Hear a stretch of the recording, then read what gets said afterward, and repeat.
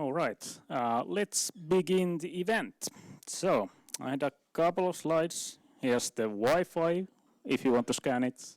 It's also on the whiteboard there, if required. A couple of words about Finland Azure User Group. If you've ever been to our events, I always show these slides. I just update the member number there. But basically, we have been doing events since 2013 and Azure focus. We have a YouTube channel and the Meetup you signed in up on. And basically, we have now been doing OpenAI related events, at least one before this one. And today the agenda is basically to check a little bit on what is it like to run OpenAI in production with some demos and use cases and learnings from those. And we have three speakers today with our hosts, Nitor, starting today. So let's give a big hand to our hosts. Thank you.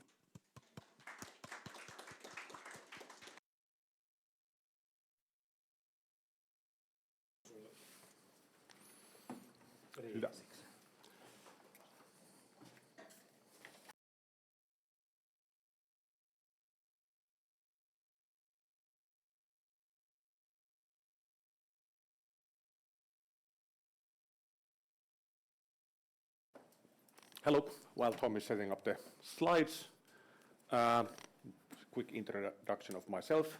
I'm Arto Kaisaari, working as a senior software architect here in Nitor.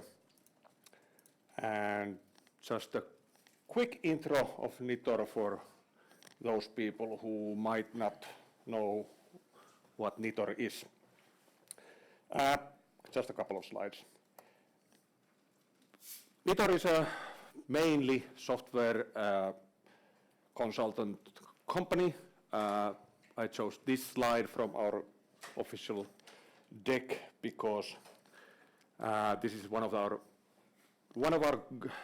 not values, but things that drive us forwards is the sustainability.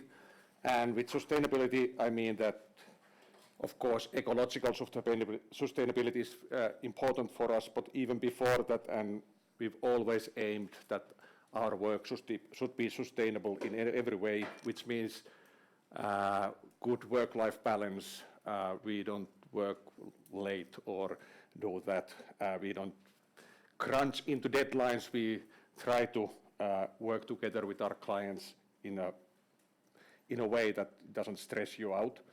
And also sustainability from the customer perspective, so that when we create them solutions and software, we create them in a way that they can maintain for 5 to 10 years forwards, and we help them out all the way with that. So not just the perävalotakuu, and when the project ends, we leave. That's not how Nitor works. Like I said, mostly we do software development, software consultancy. This is the technology part, but also we do a lot of other things. We have service designers, UX designers. One of our what we do is we have agile coaching, safe training, agile training. We do analytics, AI, data engineer, that kind of stuff. And also what's actually missing from the slide is that we also offer 24/7 support for certain customers that if they run into problems, then we will help them out. One example is, of course, Posti. Before Christmas, it's quite important that those parcels keep moving. We work, of course, in the cloud, but we are not specifically an Azure house, even though this is an Azure meetup. We work in actually all of the big three. AWS probably is biggest in our customers, then Azure and some Google Cloud stuff. For example, in my current project, we have to have our solution running in all three of them. And also, if someone wants to run it on premise, that should work too. So, almost at the end. Couple of numbers. Nitor is about 15 years old. We have 250 people, mainly here in Helsinki, but also we have offices in Tampere and Stockholm too, and some people work remotely from various parts of Finland. The bottom numbers are probably the ones that we are most proud of and the most important to us. We've been the best customer satisfaction in IT sector on measurements for quite many years now, and also our employee satisfaction is quite good. We won the Great Place to Work some time ago when we participated. I missed one slide, but one thing that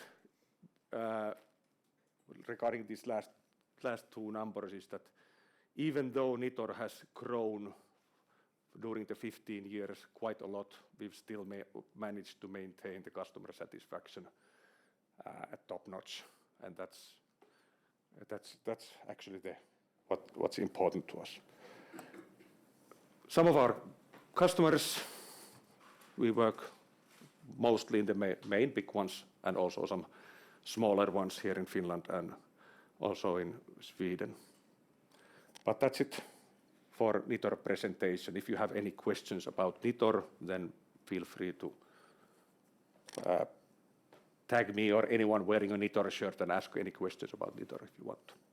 But now let's move on to the probably more interesting presentations with Tom Kiljo and his OpenAI related stuff.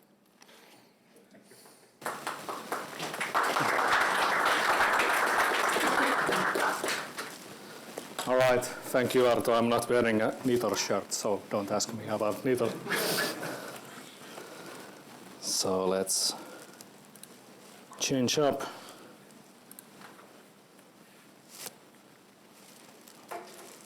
And once more.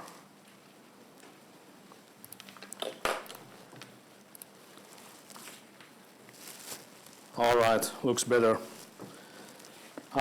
So welcome everyone. My name is Tom Kiljo. I'm a designer or not a designer, developer and senior software architect here at Nitor. And I'm gonna talk a little about enabling quick AI prototyping and how we are doing this here at Nitor. Just really quickly, I want to talk a little bit about Nitor Core. So what is Nitor Core? It's one of our core values. If I would quote our late colleague, Mr. Simo Vuorinen, the father of Nitor Core, he would say that in short, it answers the simple question, what really makes us developers, designers, software architects, data scientists, and agile coaches, Nitorians. So basically what it is time to do whatever you want to improve yourself and the company. So in practical sense, it's 10% of our work time that you can use to do whatever you want. I guess the only rule of thumb is that you share your findings, your insights, what you find. So this also enabling AI prototyping in-house is my latest core project, or one of them. So 10%, it mounts up to 4 hours a week, a day per 2 weeks, 2 days a month, 24 days a week. So yeah, it's a good amount of time. Not nearly enough time if you really want to dive into something big, something new like generative AI. So how can we help our fellow Nitorians to experiment more rapidly with AI? So a little bit of a background, how we do things here internally. So majority of our internal infrastructure is running on top of AWS. It has been running there for many years, even before I came in. On that infrastructure, we have running quite a lot of internal APIs, internal applications, internal services we use on a daily basis for various tasks. And maybe one of the most interesting services that we are running internally is called Nitor Backend. So what is Nitor Backend? I will try to explain to you from this shady picture. Basically, Nitor Backend is a reverse proxy service with some tricks. So what it does, it sits in front of these Nitor.zone subdomains, handles some things like SSO logging for us via Azure Active Directory. So when I'm logged in with my EDE credentials, all the internal applications hosted in, let's say, xyz.nitor.zone domain, I'm already logged in there, so it handles that. Then two typical routes that we have on these domains are the APIs and the sites. Pretty neat feature of the sites is that we actually have an S3 bucket where you can deploy your static website in a particular folder, and immediately you have that subdomain up and running. So I can create an index.html, put it in, and I have my application already running with cool tricks that the backend offers. Then the other part is the APIs, usually hosted behind the /Nitor APIs path. So these are common APIs that are always available for the domains or the applications running behind these domains. So quite commonly, we have some Lambda functions connected to some data sources like maybe profile pictures, Confluent data, something for our person.io, some personal data and stuff like this. Then we also have direct access to Microsoft Graph API, so it's running with your credentials, so you can do quite a lot of interesting stuff with that also. And now coming to the beef of the talk, this has been purely running or mainly running on AWS, and we haven't had that many Azure services available here. So what I'm now doing is this Azure Gateway, so we can host stuff also easily available to these applications from Azure. So Azure AI has been a focus of mine this year. So adding Azure AI to Nitor Backend, and hopefully you will see something out of this architecture picture. This is actually based on a Microsoft example scenario called Implement Logging and Monitoring for Azure OpenAI Models. So on the left side, the client is now Nitor Backend. It's connected through a VPN gateway from AWS to Azure. And from there, we are pointing out to a Azure API management service, which is like the point of interest in this architecture. API management handles some basic stuff like logging, metrics, authorization, authentication against the backend and stuff like this. Now, to make Azure services available, we are actually publishing now some of the Azure AI APIs through the API management service. So for instance, from cognitive services, I think we currently have computer vision APIs for image analysis deployed here. I think the next step will also be adding those speech APIs, so you can do quite nice things, for instance, with synthetic voices, so you can add more voice feedback to your applications. Then on the right side, you actually can see that quite many deployments of OpenAI services in different regions. Reason being, a lot of the OpenAI models are scattered around the world. Not every model is available in every region. So this is the setup that we currently have. So on UK South, we have an instance that has GPT 3.5 Turbo and the 16K version of that, GPT-4 and the 32K version of that, and also the ADA embedding models. On East US we have DALL-E, image creation model deployed, and latest kid in the bunch in West Europe we have Whisper, the speech-to-text models. So these are actually published in API management service through a single OpenAI API.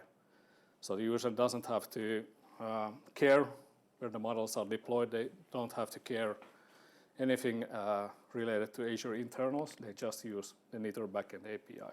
So we will handle routing here with some simple rules in the API management services. Also, a neat thing about this architecture is that you can pretty easily move on to more production workloads by adding more maybe Azure OpenAI instances. For instance, if we are running out of tokens per minute for GPT-4, we can just provision more instances, maybe in different regions, handle load balancing there. All right. So Azure AI APIs are nice. You can do quite a lot with them. But what I have found out that when developing AI applications, one crucial thing that is missing from here is memories. So we have a custom web API now running. It's using semantic memory. So that's a Microsoft SDK to implement this kind of a service. It's a spin-off project from Semantic Kernel. If you don't know what Semantic Kernel is, it's also an SDK used to tie together or mixing semantic and traditional programming and making that a whole lot easier. So what semantic memory service in our context does, provides an easy-to-use API to ingest, embed, and query your own data. So it can ingest data like just raw text, websites, documents. It creates embeddings or vector representations of that data, stores the source data in a conventional storage, and then the vector or embeddings in a vector database.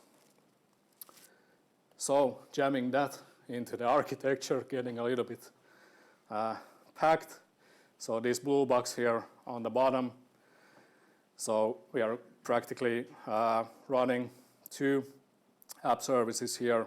We have the actual semantic memory web API here. And then for vector database, we are actually running Quadrant. You could use something like Azure Cognitive Search, very good alternative. We used Quadrant mainly because I wanted to try it out. Also in this prototyping phase, it's maybe a little bit cheaper option than having Azure Cognitive Search with many, many indices. The semantic memory API accesses cognitive services, uses mainly the OCR API to grab text from images. Then it also uses Azure OpenAI mainly to create the embeddings, and for some use cases also create some retrieval augmented generation, yes, RAG outputs. All right, I guess talk is still cheap. Show me the demo. So let's see, I'll switch over.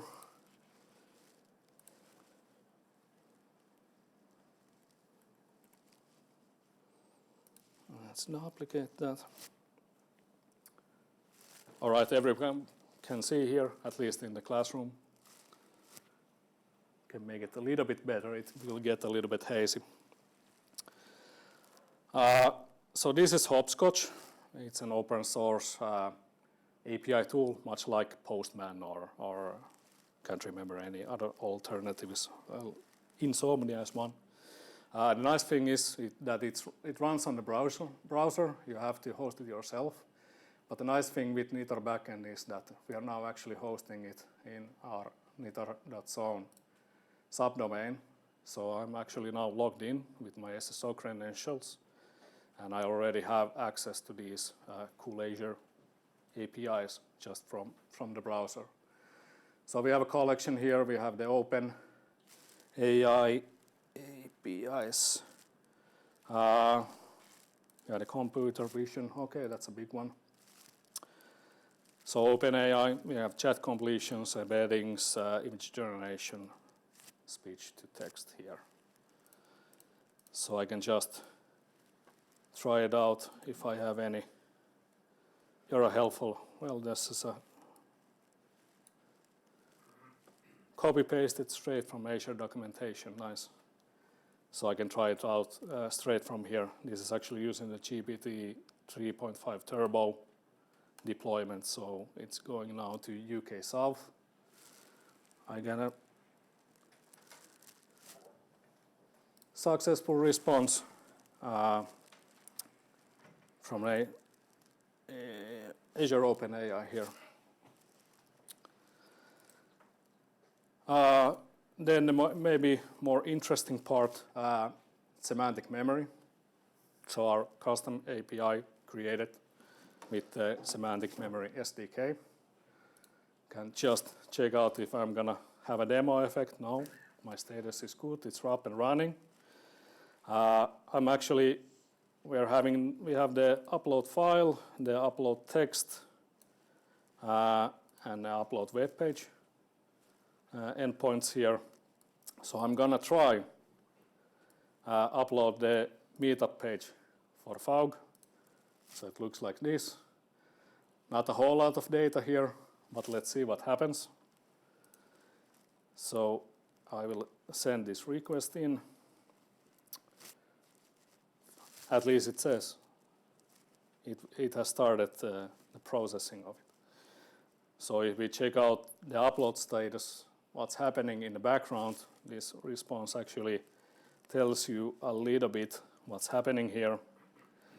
So we are running all these steps to the data. So when I upload a web page, it first scrapes the content, creates text from HTML. That's the extraction part.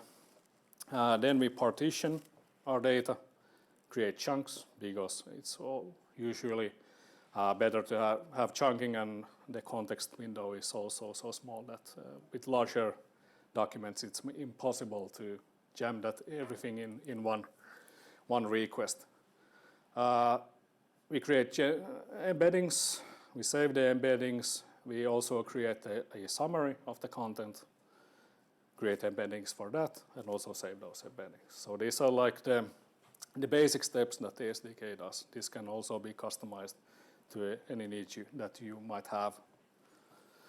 And as we can see that all the steps have completed, so I'm pretty confident that I can now actually do some searches. So I can ask, what is FAUG about, if I don't know? Seems that I got a response. So I get a link to my source data. I get the partitions. So these are the partitions that we created from that matched my search. And then somewhere in the end, I will also have my result. Yeah, it's somewhere here, there. So this is like the thing that I was looking for. Now, this is only the search interface. So if you're building an application where you want to retrieve data, this is a very good one. You get the results, you decide what you do. For our context, we have also created, or the SDK also provides a ask endpoint. So this will actually generate, do the same thing, find the content in the vector database, but also create you an answer with GPT-4 in this case. So now if I ask the same thing,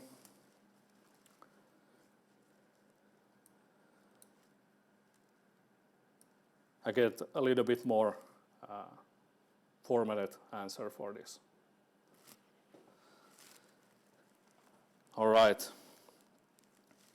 I have plenty of time, so no hurries. So this was actually created on our one of our annual training trips that we do every September. So Beer Geek has ingested some brewery encyclopedia, so you can ask about beer. I have some example queries. You can also shout out if you want to know something about beer. Let's see what it says about difference between IPA and lager.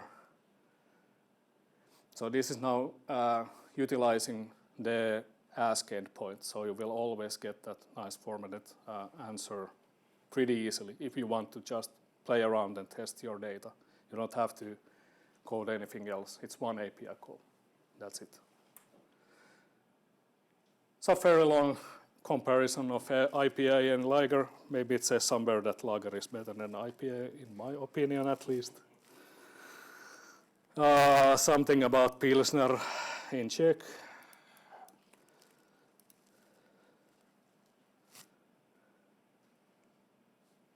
Yes, you get some history about Pilsner in Czech.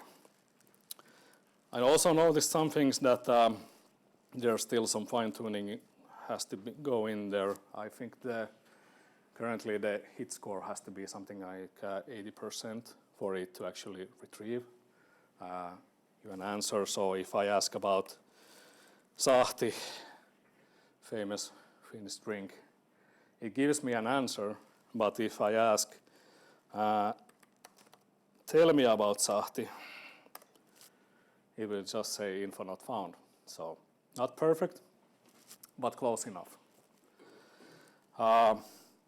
Yeah, same thing, but I wanted to show you this because Beer Geek was actually created by our senior technologist. Product Bot is actually created by two of our agile coaches, and they do not on a daily basis code. They do totally different things. So my colleague had this idea that he writes a lot in LinkedIn and also follows a lot of other thought leaders. So he had this idea that he wants to jam that information somewhere and just create like questions and content from that. So they did this in under 1 day without virtually any coding experience. Well, okay, they copy-pasted a little bit of the code from Beer, but content and all that is their own. So I can ask, it says, ask me about creating winning products. So how do I create winning products? Let's see.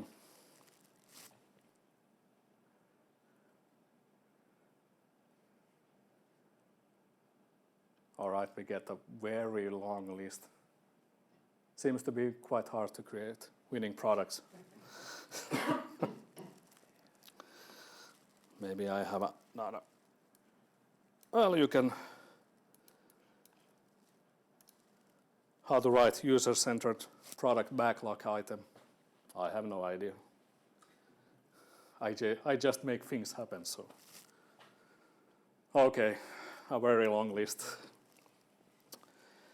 So, this is probably the most interesting part. It was very easy for them under a day to start experimenting with semantic searches and OpenAI with their own data, not some mock-up data. So I'm going to end with one final demo. ChatGPT actually created this. So this is one single HTML page. I have no idea how to do this fine gradients. It's nothing fancy, but on the training trips we have this running joke. Onko tänään pääpäivä? Is it main day today? So we can ask with a single click of a button, is it main day? Yes, indeed.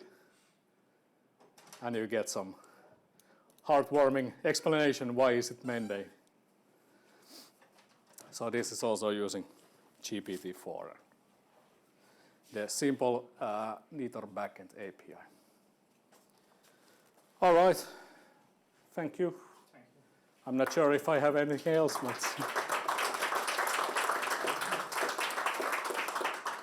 Any questions from the audience? So in your presentation, I see like Azure and AWS, but you also like shows that you have Google.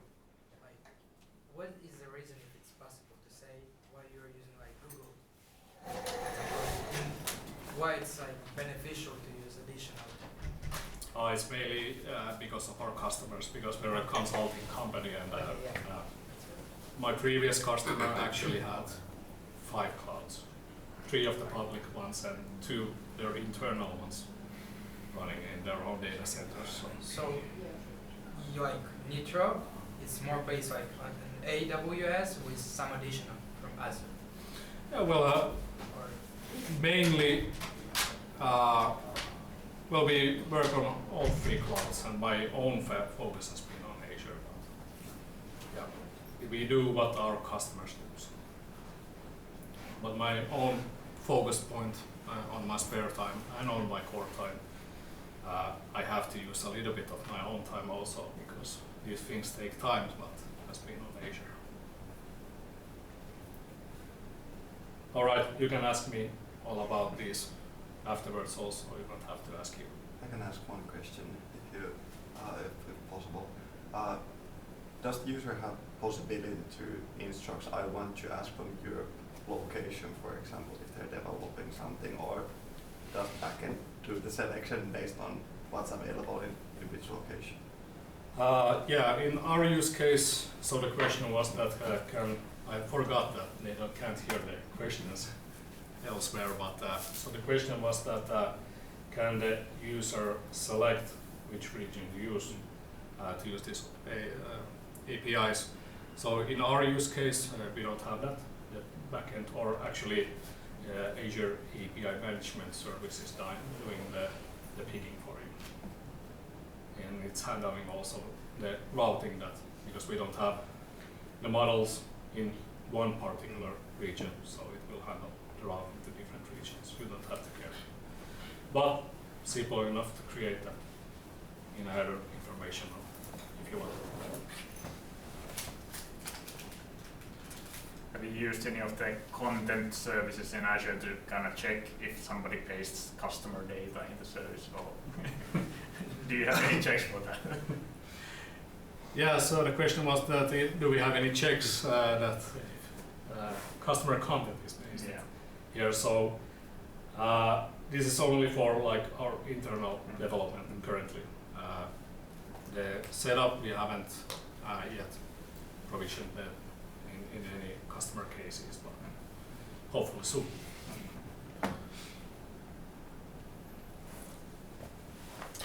All right, I will let the next speaker in.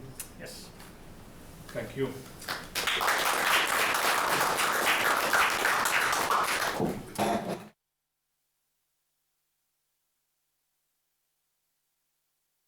Yeah, so next up we have Pontus Mauno and Sanna Laitinen talking about custom demos on OpenAI and our Azure's experiences in running them in production. So, Niin. Kunnolla haluamme, saaks tässä liikkuvaa, pitäisi olla tästä saali. Tässä. Joo. Onks päällä?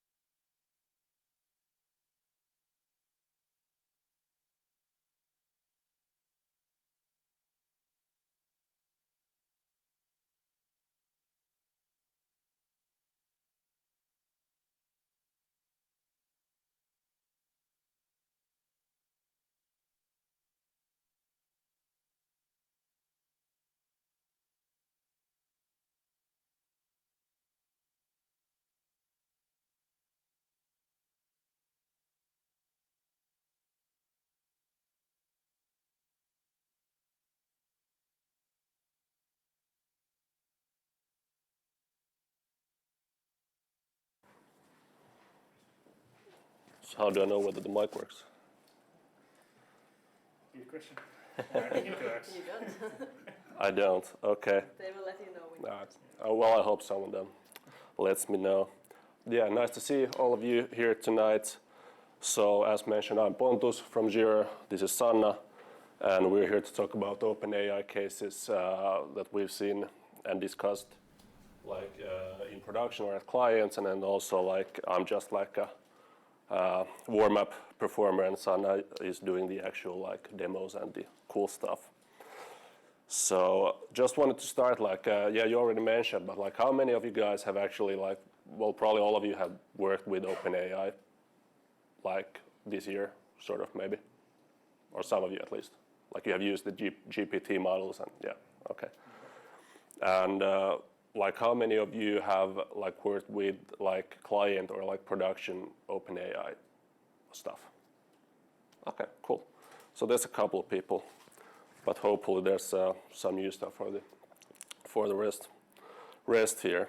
So anyway, the agenda for today, like yeah, as mentioned, like to talk about what we've seen so far in the field, like in Finland with clients and production scenarios, and then like about the demo, Sanna will explain more, but she's prepared some with like already, like OCR was mentioned, so like combining image recognition and like OpenAI stuff, and then also we prepared a custom like discussion to demonstrate this Whisper model and how to use that with OpenAI as well. Right. So, and then I just prepared some random notes, like I don't know whether, like if you're not that familiar with Azure OpenAI, for example. So actually, yeah, it's missing a part, but you should talk about Azure OpenAI.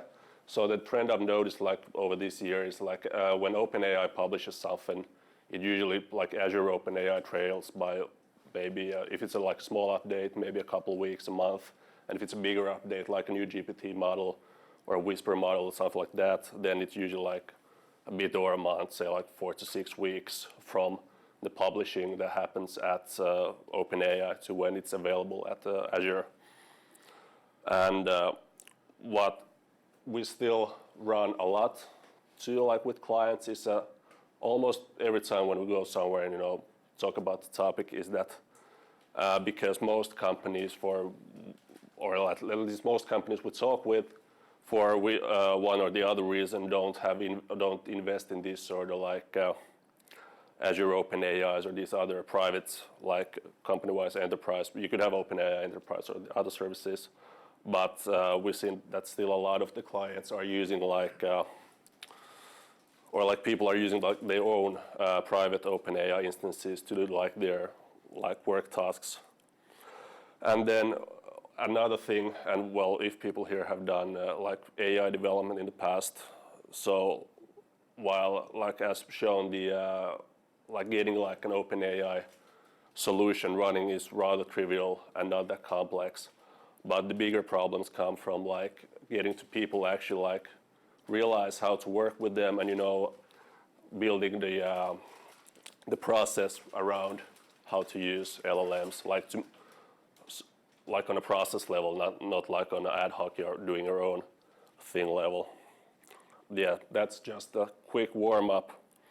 So what we've seen so far, like the first one is this sort of like concept of enterprise search, and like the name enterprise search just comes from like because we also did an internal MVP regarding this sort of using LLMs and Azure OpenAI at work, and we gave it the enterprise search like product name, and yeah, that was something I drove or like pushed forward in the last spring, and then now we have a couple of cases we built with customers and clients, and just wanted to share a couple of why I'm talking about this topic like here. So, for example, there's like why people are interested in this, and this is like the most, like if we talk with clients, this is usually the one that resonates most because like it solves like actual problems that people are having. And usually like it's for enterprises. So big companies, they have a lot of people, they have a lot of data, they have that like ginormous like intranets and document databases and whatever, that sort of stuff.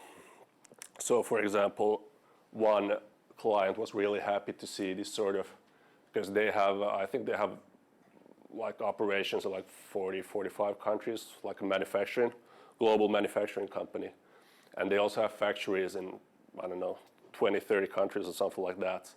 So we just did like a small MVP for them, preparing for like bigger stuff. And that was about people who work with like process manufacturing, and if they want to like know about like tools or machines or products, because they have like a massive catalog of all of this sort of data that's related, like for example, like a product, what tools, which factories, what machines, all that sort of stuff, and all they have documents and information.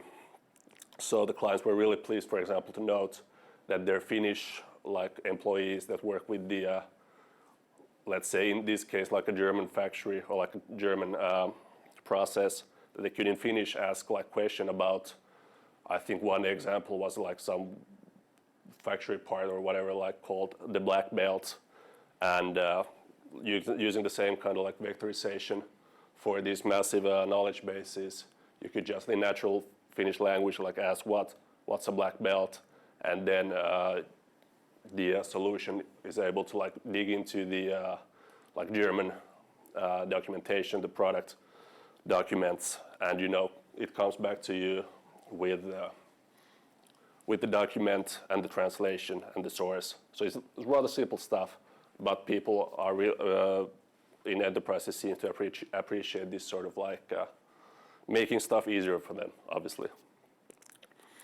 And then something more for enterprise search was that, and also I'll cover this in another topic later, but another one, actually never mind, I'll save it for later, sorry. Yeah. Then another big like topic, I have 4 of them in total. So, well, obviously it's content generation, because what's a better use for an LLM than to generate text and that sort of stuff.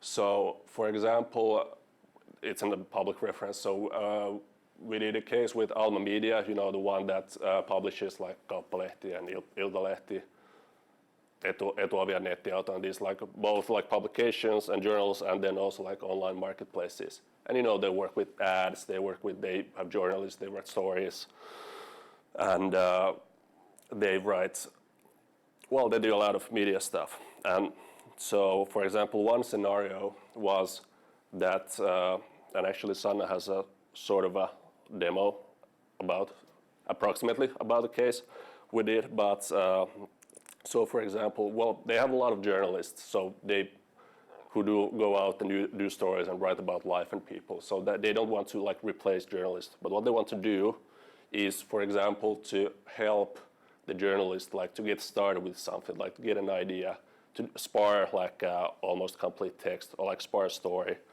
So that's like a very easy, simple case they thought was very interesting.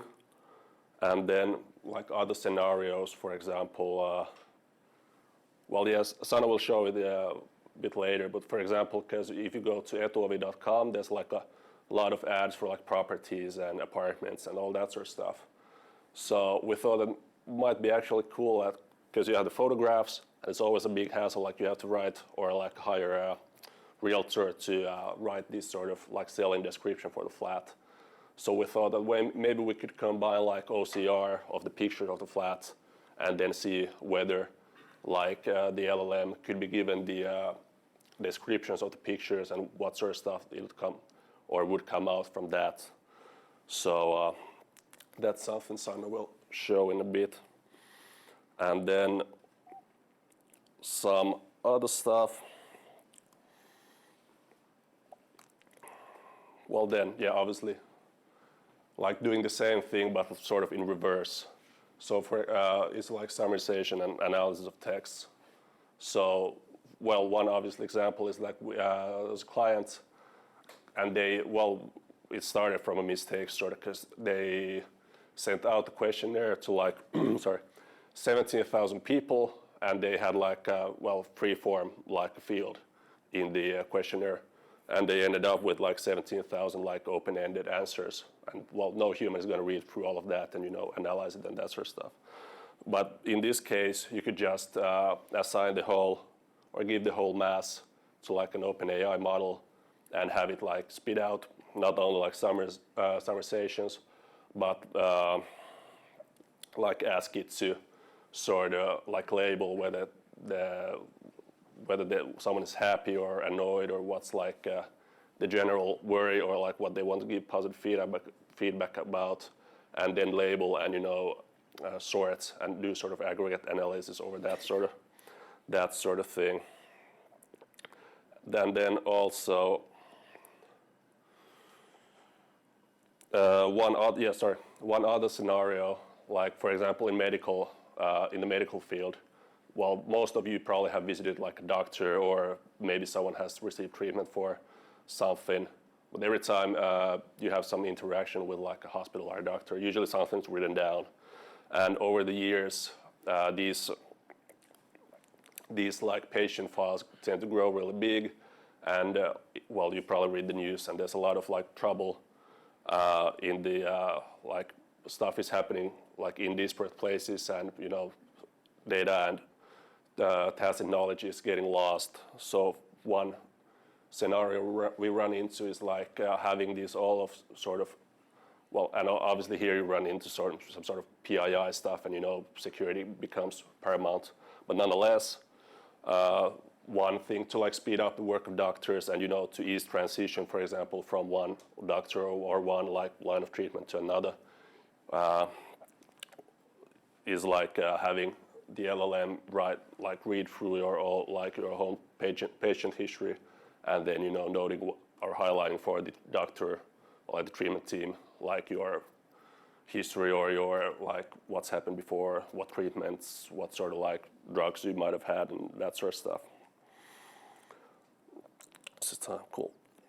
And then finally we come to this is maybe slightly on the like future upcoming side of things, like not if other like OpenAI stuff wasn't, but I thought it was a really interesting case because we ran into like a smaller company that's developed like an excellent product. What it does actually, in essence, is like they have a massive database of things, and they have created a product like around that database, which they then try to sell to like experts in that field. And what they struggle with is that even like while they get excellent feedback for the like the database itself, like the topics are good, like it has good mappings from one topic to another, it's full of relevant stuff. But because the field is very complex, and they have so they built like a traditional UI with drop-down fields and search text fields, and also it returns like stuff in this sort of tabular sort of fashion. And for that reason, they've struggled to like catch a large audience because their users tend to be like rather traditional and not very like IT-ish. So they struggle with like using complex UIs, and if they struggle with the UI, they usually can't be bothered. They just do it somewhere else, and they'll drop the product. So that's where we were thinking about the possibility of, for example, using like natural language, again, rather simple case, to transfer the knowledge from the database to like a vector database, and then do natural language queries over that sort of like already rather structured data, and in that way overcome the opposition from the customers they want to reach. Because if they're able to like provide just one simple like natural language field, and where they can ask like question about what they want to know about and not care about knowing what drop-down does what or what field does what in the UI. So that's something that the company thought like would be or is going to be worth looking at. But yeah, so to put it all together, yeah. So again, like the one is most resonating in the field is the enterprise search one and the knowledge management, because well, there's a lot of enterprises and there's a lot of like knowledge lying around in different sort of sources and databases and whatever sort of stuff, and people are struggling to reach that data. And if we are able to provide tools for that, it usually resonates very well. And then we have content generation. Again, applies to all companies, obviously. And summarization to the other way. And this UX part is maybe not in production yet, but something that we've seen happen around. And then, yeah, I just wanted to highlight this one because like it's not new, but it keeps popping. For example, there was one customer interaction where I had the question like whether we should try something now or wait for like 3 years so that everyone else has done it and then we can copy it, which I thought was a sort of particular way to think about stuff. But this is the sort of things that some business people think about. They don't want to invest now. They want someone else to solve the problems and then they jump in. But there's a lot of like, I've seen a lot of scenarios where a rather small amount of trouble can provide a lot of value. Yeah, perfect. And now the star, Sanna, will get to present her demos.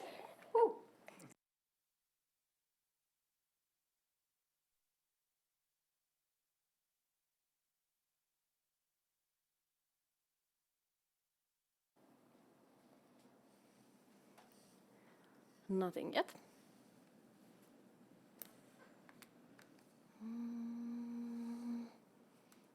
How do we still see your screen? How is that possible?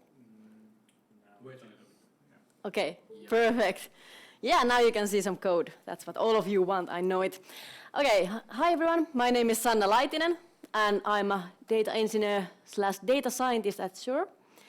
And I'm really excited about the new features that the Azure OpenAI offers, and that's why I want to show those new features to you as well. So you might be familiar with the traditional ChatGPT, but you might not know that it has these new features. They were released during the summer, so they are brand new.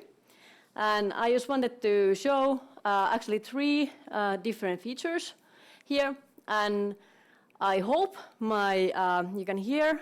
So the first idea for a demo that I had was, what if we have a customer that has a call center support, and people keep calling their thousands and thousands calls every day, and how do they get anything out of those calls? Like, it's really difficult. Somebody has to listen to those and write something down, and maybe the customer service representative writes something down, but like there's so much data that nobody can listen through all of that. And we might want to know if something goes wrong in the calls. Like, for example, if the customer representative is rude or does a mistake or something like that. So that was one of the use cases that one of our clients was interested in. So I wanted to make a demo. You might be familiar with the cognitive services that Azure offers, and you might have tested the speech-to-text features in there. But in my opinion, especially in Finnish, those don't tend to work so well. It makes a lot of mistakes, especially with numbers and with names and things like that. So we actually compared the cognitive services speech-to-text model to the new OpenAI Whisper model that is actually open source, by the way. So you can get the whole model for yourself and actually run it. So if you're interested in that, but actually it's offered now in Azure. This was released like a month or 2 ago, so it's brand new in Azure. And we wanted to test how well that works. So this demo is in English, but we have tested in Finnish, and I do have to say it was near perfect results in Finnish as well. So in this case, me and Pontus are talking. I don't know if you can hear this online, but hopefully you can. And I do have to say we are not native English speakers, so I'm very sorry about the English quality, but maybe it makes the more tough task for the model. Let's see if we can hear. Nothing yet. Okay, is there a speaker here? Okay. Should I use some of these?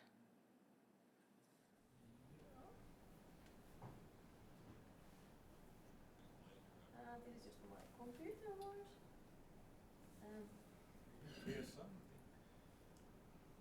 Let's try that one. So you're facing the Yeah. Perfect. At least you guys can hear, and maybe you will see anyway the written version of this text later. So I will just now let you know what we are dealing with. for calling SopSmart Limited. How can I? Yeah. Thank you for calling SopSmart Limited. How can I assist you today? Sorry. Try what? Third time is Tom. Okay, this is at full. Okay, I cannot make it louder, so let's just. Technical difficulties. Yeah. Let's And just. this is not my area of expertise. Yeah. Yeah. Let's try to Audio, be visual. quiet and hopefully we hear something. Thank you for calling SopSmart Limited. How can I assist you today?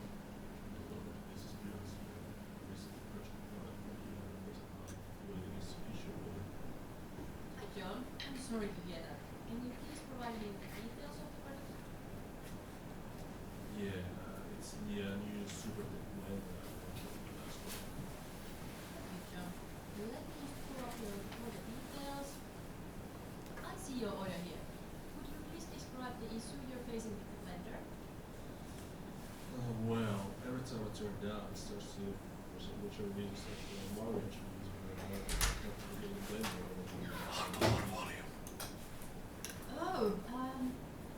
That's definitely not a feature of the Super Tech Blender. That is quite unusual. I can certainly understand how this could be very frustrating. Let's quickly arrange a replacement for you. Thank you very much, I appreciate that. Just, to be honest, I just want to have a blender that doesn't really have so much. Of course, John. We certainly don't want your kitchen appliances to hold improper functions. We apologize for any inconvenience, and the replacement will be with you within a few days. Yeah. I'm sorry if you didn't hear the details, but it was about a blender that played mariachi music, and that was not the feature that the customer wanted, obviously. So that was the whole case. Sorry, it was so not easy to hear. But yeah, you get the point. It was a blender that played some music, and we don't want that. So what do we do with this audio tape? So actually, I can just upload all of my audio files to Blob storage, and you can have like a bunch of them, and it will be batch processing those. So I could have like, I don't know what the limit is, but I could like thousands of these audio files there. Just now I have one, and then I will store them in the Blob storage, and then I will just use this OpenAI Whisper model through the cognitive services. So it's just one model in the cognitive services as the others, and I have to define the container that it will be using, and then it will output the text files to this destination container. So you have two containers, one with the files, one with the audio files, and one for the results. And it's quite simple to use after that. So I just sent, you have to use it currently through the REST API, but I just sent a request, hey, can you go and transcript all of these files for me in this container? And then it starts the process. It takes approximately a minute to finish. If there were more, maybe it would take longer. And then it says to me that, okay, it succeeded. Then as a result, I get a link to the finished text file. So this one actually contains is the JSON file. So I can actually check like what is the prediction quality. So it says like something like with 80% confidence that this is the word or something like that. So you get to some metadata for the transcription, but only interested on the final result. So here is the final result, and well, it says that you can read it here shortly, but as I said, it's about blenders that play music, but I give you a few seconds to browse through it.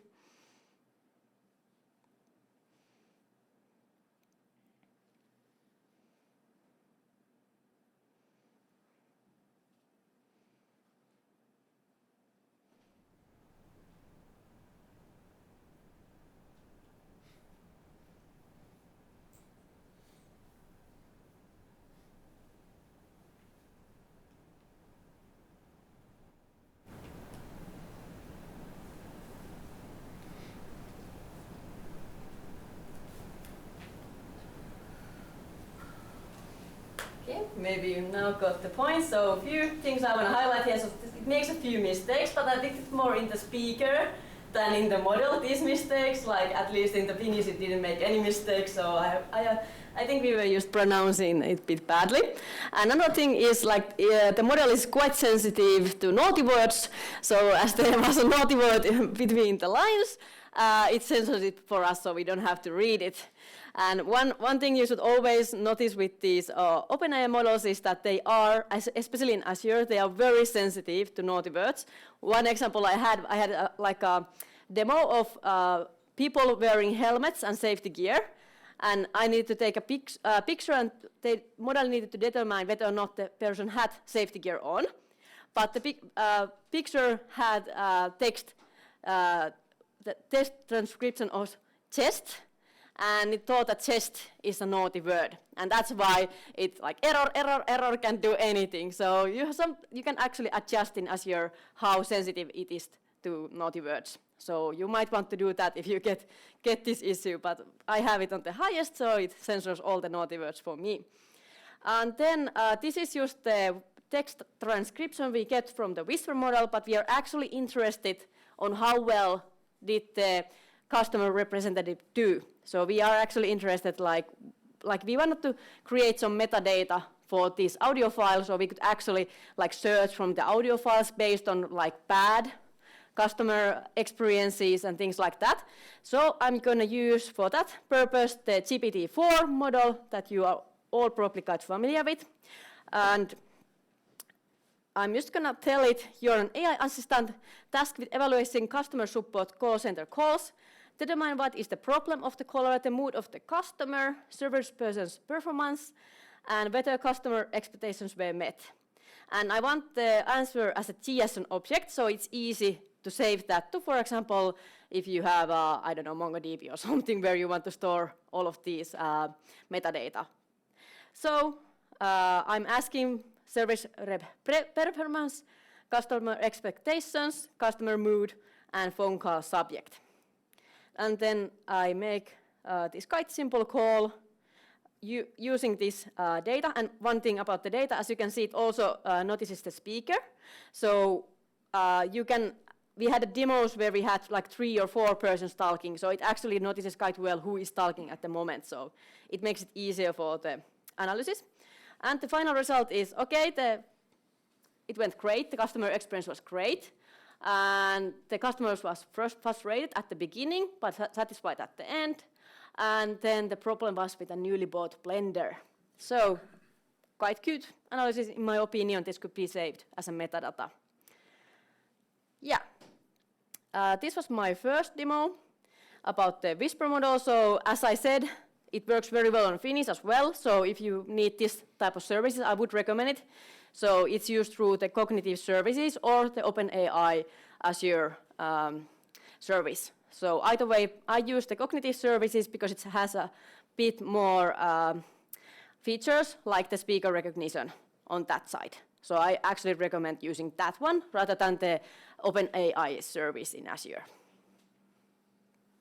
Does the Whisper model have a streaming API, or is this the only way you can use it? This is the only way currently. Yes, that is a very good question because the normal speech text has other features like real time, and you can like use that to translate real time to the text. But currently the Whisper model only supports this batch type. So you have to upload them to the container and then deal with them there. But I do think it will be coming. As I said, it was released like a month or two ago, so it will be probably released quite soon. Do you get also the metadata of the speakers, like gender and age? It actually, like, I think it at least will have a feature where it detects the mood when it says something. I don't know about the other features because it's all sometimes quite the AI services are very sensitive about gender and person and like any of these like things, because like it wants to be like used responsibly. So that's why I'm not sure if the gender recognition will be there. Yeah, okay, but you get that from the image recognition, so. Yeah. Yeah, but like sometimes like they don't give you all of these features because they don't want you to make the AI bot that follows people and then does something nasty. So I don't know. Yeah. Okay. If there's no more questions about this one, then we move to the bit more maybe technical one. I don't know, but this one I had an idea. So this is also related to our customer, the Alma Media, that they have this etuovi.com and they want to make housing advertisements. And I don't know much about selling houses, but I would imagine that pictures are kind of important part of that. And as you know, currently you cannot feed pictures to the Azure OpenAI model. So you can only feed in text. You can add PDFs and Excels and everything, but you cannot actually add to the Azure OpenAI GPT model pictures in the current version. I think in the normal OpenAI that is already published, so that will be soon a feature, but currently is not. So we have to actually use the Cognitive Services Vision API that provides you with a service where you give it a picture and it gives you a description of that picture. And then I also thought it would be cool to actually get other metadata for the advertisement as well. And what is relevant to me as a person who doesn't own a car is the public transport. So I wanted to get the nearest bus stops and how long it would take me to get to my office that is in the right next to the railway station, Helsinki Center Station. So I thought that, okay, these might be key elements whenever you're making a housing advertisement. And of course, I'm a lazy coder, so I don't want to actually like make all of these API calls myself and write it. I want the model to call these APIs for me and then write the housing advertisement. So instead of making these calls myself, I'm actually just defining the APIs to these services that are open data. And then I'm just telling the model, okay, you have these APIs, make me a housing advertisement using these pictures and this address. So that is the idea. This feature is called function calling, and it means that your model can make function calls. And those function calls can be, of course, like APIs that you call with the model. So let's see how this actually works in detail, but that is the general idea. So first I define those three APIs. The first one is the get dense captions. What this means, it describes a picture with up to 10 sentences. So I use the Cognitive Services Vision API, Vision Analysis API, and I will give it a picture and give it back a description of that picture. Quite simple, a lot of code, but like it has so many settings, that's just mostly it. So I'm just going to show you soon how it works, so it will be quite easy to understand. But it's a very simple API. You just give it a name of the picture you want to use. Not very complex API. The second one is the get nearest bus stops. You give it the address, and it uses the HSL Open API and gets the nearest bus stops for some address. Also, there's a lot of code, but it's not maybe that relevant for this example, but it just gets the location and longitude, and then fetches the nearest bus stops for that location. And finally, I have a bit, it has actually 2 parameter functions, so I just want to get the distance from A to B, and it also uses the HSL Open API. So this is actually quite nice, the OpenAPI. I do recommend it. I would like to use it in other apps as well. It was quite nice to use. So let's get to it. So how do this actually work? So it's very simple. I want the nearest bus stop. So I have an address here, Vaaralankoman 5. This is the address where my imaginary house exists, but it's a real address because we actually need to get the stops. So as you can see, there are quite many bus stops near this one. Okay, that's good. So it's not in the middle of nowhere. And then I want to know how long it would take me to get to Kamppi. It tells me 41 minutes. Okay, that's quite long. Maybe I don't want to live here. I want to move closer to the center. And finally, this is the dense captions feature. So I have a picture here, a very standard housing building, and then it gives me the description of it. It's not 10, but it sometimes makes up to 10. And well, it detects there's a playground or swing. That might be relevant information if you're selling a house. Then it tells there's a white van parked on the side of the road. So that might not be relevant information when you are selling a house. And that is one of the issues that this model currently has, is that you cannot anyway tell it the context. So it will just give you the description of the image and nothing else. It doesn't like focus on the housing things, for example. And here's a picture of toilet, and well, it's quite good. It makes some mistake. Well, for example, it says that there's a roll of toilet paper that might not be so relevant. And it's just a bathtub. I do not see a bathtub here, but it's quite cute. It's quite good. I do think this will get better because this is quite old model actually. But yeah, you get the idea. Then we get to the cool part. So I had these 3 different APIs that I just defined.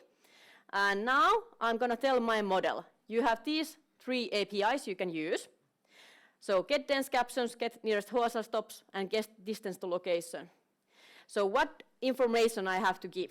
I have to give the name of the function to call. I have to give you a description, like describes image with dense captions. Quite simple.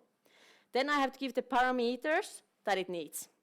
And this one takes only the picture, as we remember, and it's type string. And we give a description, and it's the name of the image. So as you can see, this is all of the 3 APIs. And as you can see, the definition is quite simple. And this is the only thing we are giving to the model. It knows nothing else than these 3 API definitions. And for the last one, it knows that 2 parameters, address 1 and address 2, are required. Okay. Then we get to the system message. So if you don't know, system message is the ground truth of the model. So you have to kind of know that is the where it like the attitude it takes towards you. So what it tries to do for you. And you're a real estate agent trying to make a selling housing advertisement. You should use function calling to get necessary information about the apartment. Use max 15 sentences in the housing advertisement and describe the apartment in detail. This is the instruction I'm giving to the model. And then what happens? We make the first call to the model.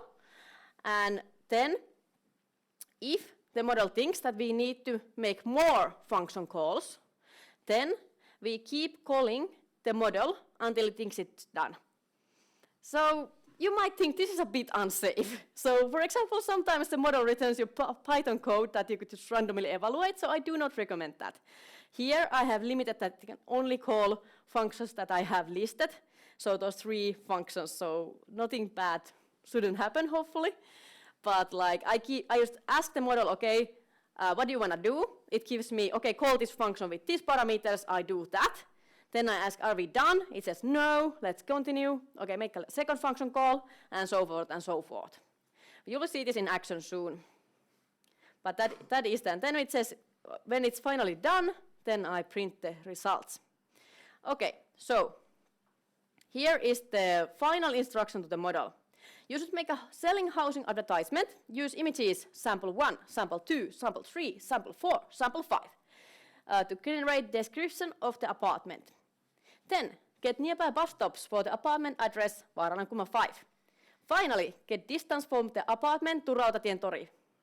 Use all of the information collected to make a housing advertisement. So what will happen? I was printing everything so you can see what it does on the inside. So first thing, it thinks we need to call get dense captions with the first picture. So we do that. It gets the picture and gets the description. Then it does the same for the second picture. So it just loops through all of those 5 pictures and makes the function call for each. Without me instruction, it knows automatically has to do it for all of them. So it does the same thing, gets the description for all of these 5 pictures. And then it determines, okay, I'm done with the pictures. This is the last picture, was the toilet. And, okay, then we are done with the pictures. And then it's like, hey, wait, I needed to do something else. I needed to get the nearby bus stops. So it makes a new API, or like a 6th API call to the get nearest HSL stops. And it uses automatically selects the parameter of 1.5. I don't have to code this in, it will get it from the text, from the instruction. And it gets me the nearest HSL stops. And then finally, the final API call it thinks we need to make is to get distance from to location. And it uses with the 2 parameters that it just got from the text. So I didn't hard code this anyway, the model did all the work for me from the instruction. So what is okay, so we made these 6 calls, and then it should have made me a housing advertisement, and that's what it has done. So let's listen it to. So, welcome to your dream home located at Vaaralankulma 5. Come home to an impressive building with a playground and a swing set. Glass balconies add a hint of modern elegance while providing views on the street. No apartment is complete without a fully equipped kitchen. This one comes with a white cabinet, a wooden floor, and top-tier appliances, including a sleek white refrigerator and oven. Relax and enjoy your breakfast on your own private balcony with outdoor furniture overlooking the peaceful neighborhood. The living room is designed for comfort and entertainment, featuring a large flat-screen TV, housed in a sleek white cabinet and a wooden floor. The stylish bathroom comes with all the necessary amenities, including a shower, sink, and a toilet. This beautiful and welcoming apartment is just a few steps away from public transportation with convenient access to stops at Vaaralankulma and Harjunreuna. Plus, traveling from home to the city center at Rautatien tori will be barely take 35 minutes. This location offers the perfect balance of modern city living and a peaceful retreat. Secure your dream home today. Okay, would you buy an apartment with this housing advertisement? Maybe I would. Like, as you can see, like, okay, this was just one example, but now that I have coded everything, I could just give it another set of pictures and another address, and they just keep generating more and more for me without me having to code anything. So in that sense, I think this function call is quite cool, and like, I hope you get to use this in your future project. And just so you know that one well-known problem with this is if you are scraping internet or internet page, somebody could inject another instructions inside those web pages, and then when your model reads those through, it might actually do something that you didn't want it to do. So just final security notice that keep in mind that these models are quite easily hacked. Yeah, that was my demo. Do you have any questions about using function calling and buying apartments? Or at least one. I guess that the final call to the model with all the function results is quite long. Have you noticed any problems in it kind of losing the context at some point there? Basically, there was one study that mentioned that if you mentioned to the model that take a deep breath before answering, have you faced any problems with kind of those kind of problems that would be beneficial to think of the prompt kind of a little bit more on how to fix those? And maybe I can ask the question. Well, that's why I repeated several times, make a housing advertisement, because I noticed that if you don't repeat that quite often to the model, it forgets what it's doing. So that's why, like, even in the system message, it says that you're a real estate agent. It actually forgot that, and you start talking about something completely irrelevant, like you're describing the pictures or talking about the bus stops or something like that. So you have to like kind of repeat to the model, hey, by the way, this is what you're doing, this is what you're doing, this is what you're doing, to actually get the final result. That works sometimes, but there are advanced prompt engineering techniques that you can easily study from the Twitter, for example. There are quite many people focusing on that area, but yeah, I didn't do anything else than just that repeat, make a housing advertisement, that actually worked. Thank you.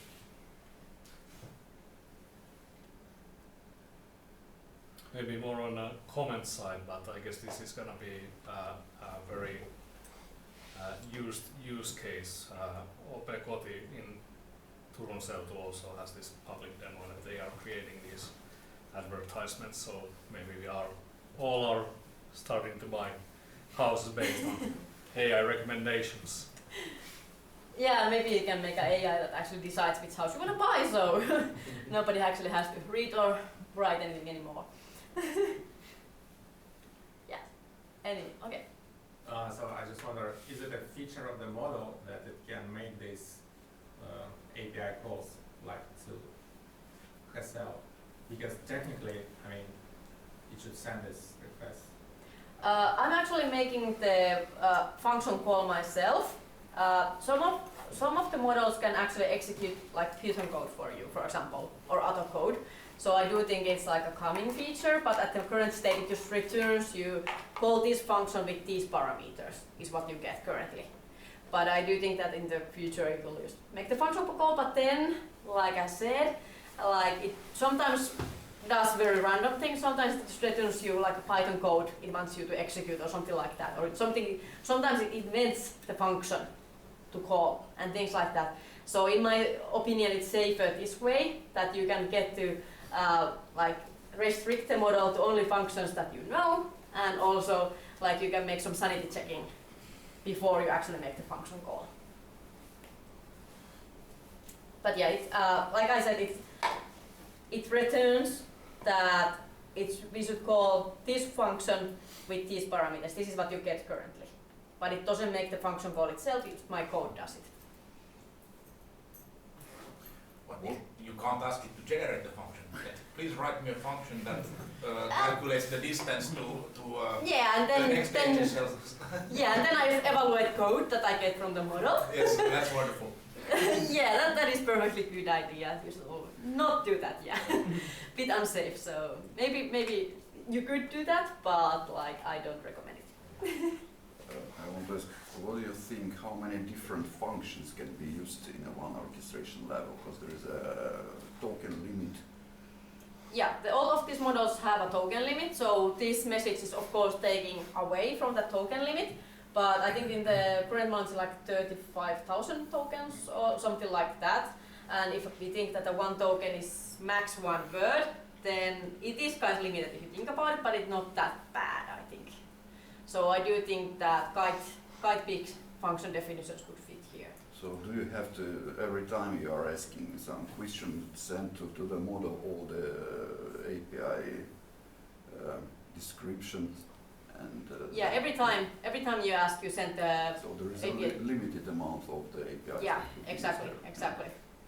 Yeah, this is the current very well-known limitation of these models, is that they can only get a certain amount of text in, and that is a known issue with these models. Like, but it's quite good still now with the 35,000.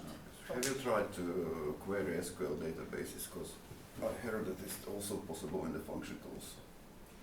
Yeah, and in my opinion, it generates quite good SQL. At least I have gotten my SQL problems solved with this ChatGPT. So I do think it could work. But again, do you want model making unsanitized SQL calls to your database? Probably you do not. Like, otherwise it is called prop database.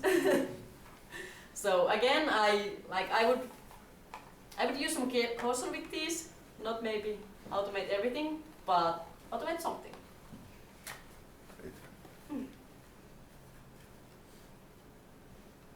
Okay, maybe that's final my demo. I have no idea how much overtime I went, but hopefully you enjoyed it. Thank you. Thank you.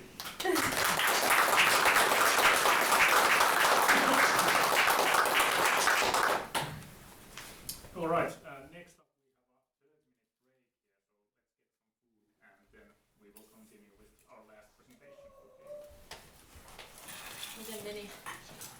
Joo, mä oon harmittanut, kun ne ei kuulu sitä meidän hauskaa ääntä.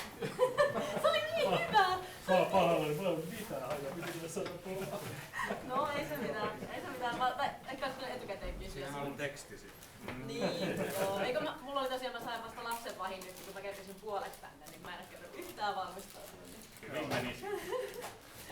Se riitti, että olisi teksti. Niin, mä luulen kanssa. Pontus antoi kaikkensa siis, sille sielun palolla, millä se näytteli sen. Kyllä. Siinä maalailtiin semmoinen kuva, että tuosta